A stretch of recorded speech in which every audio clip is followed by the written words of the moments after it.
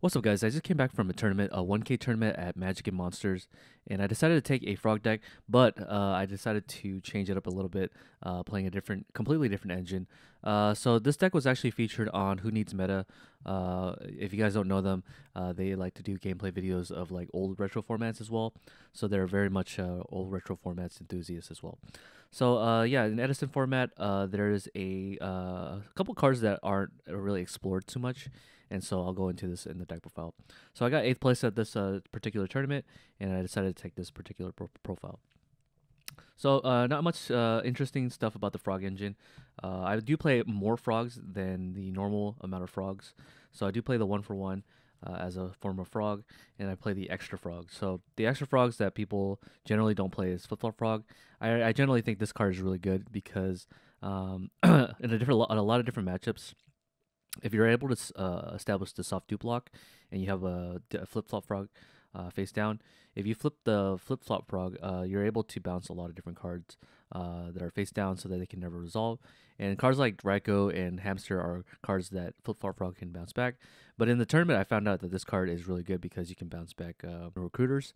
So recruiters even have a hard time resolving their effects if I have this card on the board. So it's really nice because it also doesn't target, I believe. So according to this little text here, it doesn't say a word target. So you can flip flip-flop frog and non-target bounce back cards back to your opponent's hand. So I believe this really dodges the Titanial, but don't quote me on this because I actually don't know. So yeah, I do play the 2 Treeborn frogs because you have to play 2 Treeborn, 2 dupes. I decided to up the soft frog count to 3, generally because I find that if I don't open up a soft frog in my opening hand or a substitute, I have a hard time setting up. So I want to set up as cleanly as possible. So I did decided to opt to play the 3. There's other reasons as well, and I'll get into that in a few seconds. And then I played the 3 substitute. So this is a very I'm playing more frogs than normal, so that's a total of 5, 10, 13 frogs here, including the 1-for-1. But a card I do decide to play in this deck is the Water Spirit. So the reason why this deck is called the Lotus frog deck is because it plays the Knight of the White Lotus or the Red Lotus. So what this card does is you could also special summon this if you have exactly 3 normal monsters. But I don't use the effect to special summon this guy because you have to play more in vanilla monsters. You could play more, but you have to play all your swaps, and all your swaps have to dump all the water spirits so that you can special summon this guy. I don't really find that to be appealing because then I have to play more water spirits. And although he is the level 1 tuner, I don't want to necessarily open up with too many of these. So I decided to just play the 1 so that I can dump it off the soft frog. So the reason why I also play soft frog at 3 is because when I'm doing the substitute combo where I'm tributing off a monster, I want to go through all the soft frogs so that I can dump the water spirit because he's not a frog. So you can't just dump him from the substitute. You have to dump him off the soft frog. So that's the only way you can get out of the graveyard. So I decided to play a very small Lotus package, which is only 4. But yeah, that's what he does. He revives a vanilla monster that has level 4 or lower from the graveyard, and then when you bring him on board, he's a tuner, and then you can make a level 7 synchro. But the idea behind the Red Lotus is that if you have a Treeborn frog out on the field, then you can use this effect to bring this out and then synchro summon until level 8. Generally, frogs have a hard time going to level 8 synchros unless you're playing a diva frog list. But for the most part, you're not going to be able to go into level 8 really well without using this guy. So I decided to go for like a synchro build of frogs. The other 3 cards I play are the 3 Caiuses. You have to have this in particular in this particular build because Caius is Caius. 1 Gores, and then I also play the Turbo Cannon. The reason why I play the Turbo Cannon is because Turbo Cannon can go into the Turbo Rocket. Sorry, the Turbo Rocket can go into the Turbo Cannon, which is the Synchro monster, and it is a fire type. So both the Red Lotus as well as the Rocket count as fire types, so that I can play the Frost and Flame Dragon. So this is a card that I decided to throw in last minute because I wanted to play a deck with it. And the idea behind this card is that it's kind of like a Bryanak, a Dragon of the Ice Barrier. However, you have to discard and only pops a monster. So it's not as powerful as Bryanak, but it is a water monster as well, and that you can just special summon, and it's a level 6 monster that you can either tune with the Turbo Rocket, or you can tune with the Water Spirit to go to level 7. So on top of that, if you stick him on the board with the dupe lock, your opponent can't really set a monster because you can just discard a card and destroy that monster without actually having to attack it. So I decided to play a Frost and Flame Dragon in this deck, which worked out okay. But I only want to play one copy because it's very situational. You can only play this card if you have a fire in the graveyard and 2 water monsters. So that's how you bring it out. Yeah. So those are my monsters. Yeah, those are my monsters for this particular deck. It's really cool. I like the whole burn strategy that you can go for, but also being able to go into the synchro plays is the idea of this deck. So, so I really like Diva Frogs because you're able to use salvage. So the idea behind salvage is that you can summon the Swap Frog here, and then you're able to dump the Substitoad so that you can get your Substitoad line going. So if you open up with a Swap Frog, a water monster, let's say you open up with this water monster, and then this, you're able to special summon the Swap Frog, and then discarding the Water Spirit. And then you're gonna use the effect of Swap Frog to dump the Substitoad, and then your salvage becomes the combo where you normal summon this and then tribute off your Swap Frog. That's kind of the idea behind it. So that's why I decided to play the salvage. Salvage is a +1 as well, so in later games where you need the Dupe Frog again, because in decks where they don't play this particular card, the Dupe Lock is only once, because once they destroy your Dupe Lock, it's very, I would say it's also impossible to get the Dupe Lock again. So you need the salvage to do the Dupe Lock a second time. Unless you're playing Avarice, but I don't play Avarice. I do play Avarice, but in other frog builds, you don't play Avarice. Because I'm playing the salvage, I decided to pair it off with Moray of Greed. I like drawing new hands, essentially. So in hands where I don't open up with Caius or thin out my deck, or Knight of the Red Lotus, Moray of Greed helps me get there. So by putting 2 water monsters back, I do play also the Water Spirit. I don't want to draw this guy. So if I pair this Water Spirit with the Moray of Greed, I can put it back in my deck and draw 3. Frost and Flame Dragon is also water type, so I can also put back the Frost and Flame Dragon if I don't need it. So, really good spells, I would say, in this particular build. Decided to play the 2 Soul Exchange. I really like Soul Exchange in this particular build because you're able to tribute off your opponent's monsters using the Substitoad. So this is a very powerful combo. Even if you're going first, eventually your opponent's going to have a monster you can just tribute off. That's kind of the idea. So I also use Soul Exchange in games 2 and 3 as well. So you can just tribute people's Vanity Fiend, so you can tribute your own. So that's kind of the idea. Spell and trap removal, MST and Heavy Storm. Not much to say. 1 brain control because you can do that. Same logic as the Soul Exchange. And then I play the Pot of Avarice because the Pot of Avarice allows me to go even longer. So if I have already used my Flip Flop Frog as well as my my Unifrog, the Avarice can put it back in the deck and then draw 2, so that I can just use my Substitoad again to go into those lines and then be able to do it again. It's really nice because the Substitoad essentially makes it so that you can thin out your deck, so that you can go down to 5 cards in your graveyard, activate it, and then redo all the Substitoad combos essentially. So you get a +1 off this Avarice. For traps, I only play the 2 T-Roars. I don't play Battle Fader in the deck, so T-Roar is really good. It's also really good against Dragon Turbo because they're gonna bring out the Dragon. If you play Battle Fader instead of this, the Quackimar Drago says no to the Battle Fader as well as the Gore. So this is a really good card to buy another turn against Dragon Turbo. There was one Dragon Turbo in the tournament, but I did not have to face him. So, but the theory is there in case you do play off against them. I also like this card against Light Sworns and Blackwings because they're one of those few decks that could like put a lot of damage on board very early. So Black Whirlwind helps facilitate that strategy, and then T-Roar also stops the Value Turbo from trying to kill you as well. So definitely would play T-Roar at 2 in this build. Instead of the Wing Blast, I decided to play the Raigeki Break. Raigeki Break has a lot of utility, but if you're able to put the frogs back in your hand using the Swap Frog, say you bring out the Swap Frog and then you bring out the Treeborn, the Swap Frog can bounce back the Treeborn back to your hand, and then you just set the Raigeki Break so that Raigeki Break becomes a chainable 1-for-1, which is the idea of this deck. So yeah, that's the main deck. It's exactly 40. So that's the deck I decided to play, and I got 8th place, top 8 at the Magic and Monsters 1K. Let's go into the extra deck. So the extra deck is pretty simple. I decided to play the Turbo Cannon, so I can go into this with the Turbo Rocket Synchro tuner. I only brought it out once in the tournament because I never really saw the Turbo Rocket in my hand. But the idea is there. You can normal summon it. The idea is that you can normal summon the Turbo Rocket, go into battle phase, attack with the Turbo Rocket. It doesn't get destroyed by battle. I forgot to mention that. So basically, this card, if you have it in standby, you just bring out your Treeborn Frog, and then you normal summon this. And if your opponent has a big monster, you crash into it. This doesn't get destroyed by battle. I believe only once. Let me see if it. Yeah, actually, it just never gets destroyed by battle if you attack with it.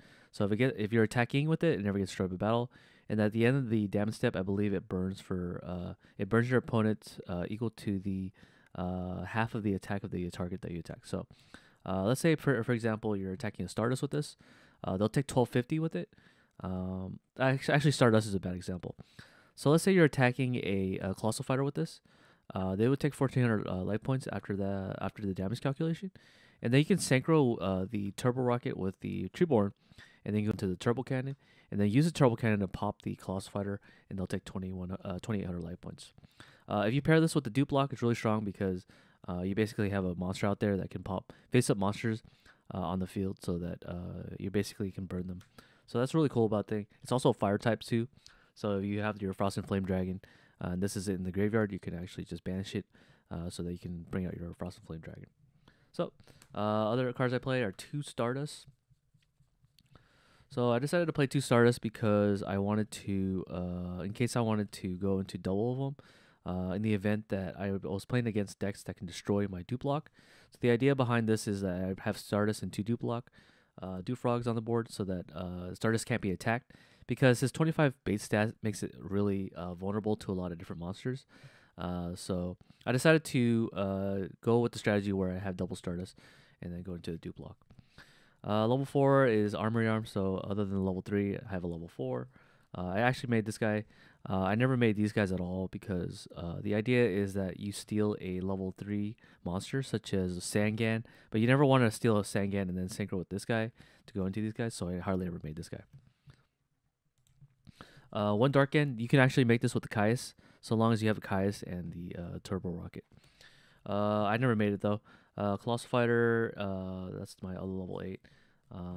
The 7s, I only have 1 7 in this deck, which is Black Rose. But that's the idea, is that you're able to use this with the Knight of the Red Lotus, and then bring out the Water Spirit, and then Sacred Summon the Black Rose and blow up the field. It's also a fire type, so that you can bring out your Frost and Flame Dragon. My level 6s are Goyo and Bryo. My level 9 is Mistworm. Never made any of these guys. I did make a Thought Ruler once, and it helped me gain life points so I can survive against Machina Gadgets. And then since I do play Cyber Dragon in my side deck, I do play the Chimera Tech. So that's my extra deck, 15 cards in my deck. Let's go into the side deck. Side deck was really important, I would say. Smashing Ground was really used fundamental in this particular build because you can use this card to basically out Vanity's Fiend. Vanity's Fiend is going to be side decked against you pretty frequently, so you need to find a way to out it. Falsodyne is another one too. So there's many outs. Christia, if you see that you're playing against a deck that plays Christia, Smashing Ground is really good too as well. So you can just Smashing Ground the Christia and then be able to play the game.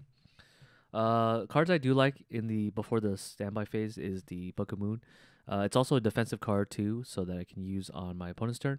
But the idea behind this is that if my opponent has like Falsodyne out there or Christia, and I draw into this card or have this card in my hand, before the standby phase rolls around, I can book the monsters that's preventing the special summon, and then I can bring out the Treeborn Frog because now I can special summon and then sacrifice for Caius. That's kind of the idea behind Book of Moon, and that's what I really like. It's a defensive card, and yeah, it's really great. I actually use this against GBs. Against GBs, you're going to need a defensive back row. So I actually won against GBs in Swiss, but I actually lost in GBs against GBs in the top cut. So we got paired up again, and I lost. But I was able to win because of Book of Moon. So having defensive traps or spells is really, really nice. 2 Dust Tornado, I can't stress how important Dust Tornado is. People are going to side deck Master Restrict against you, and they're going to side deck Pulling the Rug. So you just need like a card you could just set and then just blow out the back row. So yeah. 2 Cyber Dragon, it's a staple side deck, so you can Contact Fusion. I actually used it against Machina Gadgets. So my opponent had Rivalry of the Warlords. I forget that the ruling is that if you only have one monster, you can actually tribute for a different type. But instead, what I did was I just tribute set the Cyber Dragon, and then I just contact fusion the machines away into Chimera Tech for game. So yeah, I was able to contact for 3,000, and I was able to attack for game with this Chimera Tech. Really useful. I side deck one Thunder King only. Thunder King's okay, but the idea was I can have something against Dragon Turbo. But I sided this against GBs because with GBs, most of their monsters are 1800 unless they can tag into Laquari. But for the most part, Thunder King was supposed to prevent the Geysaris as well from coming out. So if I have this guy with double dupe, they can't really make a board that can pop the dupe frog. So that's why I decided to side it against the GB players. And then I played again. Of course, you're gonna need this in your side deck for the mirror match. So if you're playing against frogs, you're gonna need this so they can prevent your opponent from playing the game. And then I played one Kaiku. The idea behind Kaiku is if I play the mirror match or even like any hero deck that uses Miracle Fusion, Kaiku prevents the banishing. He has a really nice 1800 stat as well, so kind of nice. Good against Vayu too, but there was no Vayu Turbo in the tournament, so. And if they were knocked out early, so I didn't get to see them. So yeah, Kaiku pretty good against Vayu. Prevents the Arm Wing from coming out, and also prevents the it prevents Arm Wing from coming out, and it prevents Miracle Fusion from being activated. I actually summoned this against Lightsworn as well when they had a Necro Gardener. So when I normal summoned this, they were unable to Necro Gardener the attack for lethal. So yeah, Kaiku is actually putting in work. I said one compulsory for the hero. Any hero matchup, as long as they play the Miracle Fusion into the Absolute Zero, this is a one card out to the Absolute Zero. Taking a page out of Raonic on his latest RBT, I decided to play the Dark Dust Spirit because if Amaryllis was really popular for the tournament, I wanted a card that can wipe out all of the Titanials because Titanial prevents targeting effects, but Dark Dust Spirit just cleans out all the Titanials. So. I really like Dark Dust Spirit for those matchups. Other than that, I didn't play against a Quick Draw or an Amaryllis, so this card just ended up being useful for Lightsworns. If they had a wide board, I could just tribute for Dark Dust Spirit, and then it wipes out the whole board. So that's what I sided, and I never, yeah. So my matchup spread for this particular tournament, I played, in my first round, I played against the Hero Frog deck. The Hero Frog deck player ended up not doing so well after he beat me. So I actually lost round one. So I was able to top over him because he basically dropped out of the tournament. So that was my one loss in Swiss. After that, I played against a Chaos Fairy deck that played 3 DD Crows in the main deck. Despite having the DD Crows in the main deck, because this deck can just send one Treeborn at a time, and they also had to find their DD Crow, this deck was fine in playing against Chaos Fairies. So it was a 2-1 victory. Game 1 I did brick because I didn't open up my Swap Frog, which is why I decided to play 3 copies of it, because there are games where you just don't open up any frogs. So Swap Frog was just not coming to my hand in game 1, so I wasn't able to establish. But I did draw a bunch of Monarchs, but I couldn't tribute. Games. So I won against Chaos Fairies. Round 3 I played against Lightsworns. So I've already talked about Lightsworns in a little bit, but if your opponent has Arcus on the board, Dark Dust Spirit can out it. But they never brought out Arcus, so their main combo is usually going to end on it's going to involve JD in somehow. So T-Roar is supposed to be MVP in that. So if you're able to draw your T-Roars, definitely it's able to be useful to ward off your Lightsworn from killing you. But he always milled his JD, and every time he had a back row, I was able to destroy it. He never had beckoning, but he did play the Glorious Illusion build. So yeah, I was able to do well. So I beat Lightsworns. I believe it was 2-1.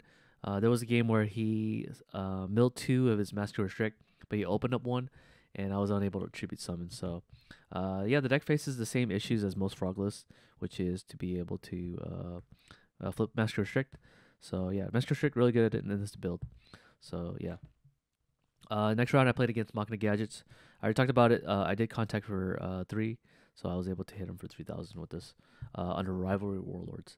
The build of Machina Gadgets was pretty interesting. It played the Scrap Recycler, so the idea behind that deck was to send off the gadgets and then bottom deck them so that you have an eternal loop with the Machina Fortress. So he played like 3 force in his deck, so it was really like turbo-y in the sense that he can turbo out his Machina Fortress. However, Machinas have a inherent weakness, which is they can't deal with the dupe block unless they draw into their Smashing Ground. So they have to draw their turbo cards as well as their Smashing Ground to get me. Another weakness of Machinas is that your Treeborn keeps coming back to stall out one attack. So as long as you're able to bring back the Treeborn Frog and they have to keep attacking it, you can mitigate a lot of damage. So yeah, so I was able to win against Machina Gadgets 2-1, I believe. Yeah. My fifth round opponent I played against Pure Fairies. Pure Fairies is a deck that also struggles against the dupe block. So because I was playing frogs, I could just dupe block them and they can't really do anything. Their best play is to be able to summon the Herald of Orange Light, synchro summon into a level 6, and then make a Bryonac and then bounce my guys, and then special summon Christia if they have that. So that's their best play against me. But however, that's assuming that they're gonna dodge like Regeki Break, as well as post sideboard. I do have the Book of Moons as well as the Smashing Ground. So multiple ways to stop the Christia build or any Christia decks that play the Fairy Engine. I also played the Vanity's Fiend too. So Vanity's Fiend is really good because you can stop Shining Angel from resolving their effect. So I was able to win 2-1. Again, I bricked game 1 as well because I was unable to see the Swamp Frog. So yeah, so I was unable to win game 1. Last match I played was against GBs. So GBs was able to make top 4 in the tournament. So I actually lost against that guy. His name is Steven. So I was really afraid to play against him in Swiss because if I didn't beat him in Swiss, I don't top 8 this event. So we ended up playing each other, and I was like, wow. Now hopefully my cards are gonna come up to me, and pretty much stall him out. So in games 1 against GBs, I actually won the die roll, but again the same situation happened where I didn't open up with a single Swamp Frog, so I was unable to play the game. So I basically lost game 1, but in games 2 and 3, once I sided into the Book of Moons and my Dust Tornadoes and my Cyber Dragon, I have a heavy sideboard against the GB matchup. I basically side decked the Vanity's Fiend, the Thunder King Ryo, the 2 Cyber Dragons, 2 Dust Tornadoes, and 2 Book of Moons and 2 Smashing Grounds. The only cards I didn't side in was probably these cards right here. So these 4 cards. So I sided 12 cards for the GB matchup. So it turns into my whole deck turns into something different. I basically take out all the cards that are combo cards because GBs is a control deck. So they like to make sure that your combo pieces are basically separated from each other from resolving. So the idea is to play like really good 1-for-1s where I could just stop their GB from killing me. So yeah, it worked out well. So I was able to win games 2 and 3 against GBs because of Book of Moon. They tried to go for a Secutor play where I was able to book the GB so they can't go into the Secutor. Multiple outlets where the Smashing Ground was able to dodge the Chariot. So if you open up with this card and you suspect that they have a Chariot, the idea is that if you use this card, they won't be able to use their Chariot. So this turns out to be a 2-for-1 because the Chariot just sits there and they don't have a GB. So that means that you can play your cards. Dust Tornado, I found this to be really useful against them too as well, to be able to hit their bottomlesses, their deep prisons or whatever. And then if you're able to do your play, it's really nice. Especially when you're able to establish a Caius on the board and keep attacking them, and they have to like top deck into something. And if they top deck into a spell and trap, you can just Dust Tornado it, and then you can just proceed on with your turn. But yeah, that's how I sided. So the idea is to side out all your combo pieces so that you can just bring out these cards against GBs. So I was able to top 8 this event after being the GB player, but we had to play each other again in Swiss, and then I actually lost that matchup. So I won the die roll again. However, I didn't open up really well. I opened up really well in game 1. Though I remember distinctively making a board of Stardust, double dupe, and I even made the Frost and Flame Dragon.